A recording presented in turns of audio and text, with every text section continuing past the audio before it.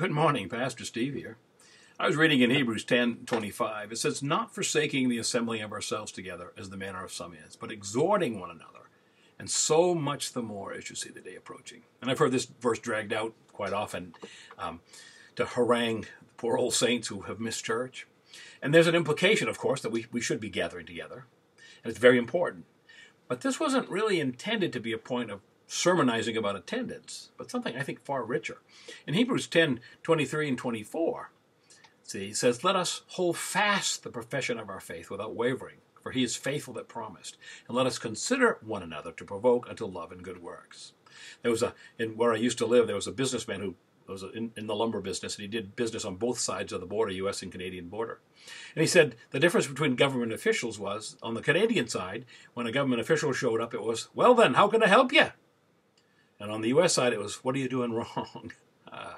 So in an age when accountability seems to be the watchword for ministries, we can too easily adopt the second approach. What are you doing wrong? And that is a part of accountability, don't get me wrong.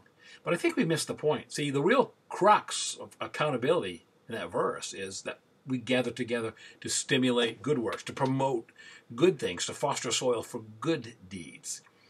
Paul says that we're gathered together in Ephesians 4:12 to teach, to perfect the saints so that they can do the work of the ministry, to build up the body of Christ.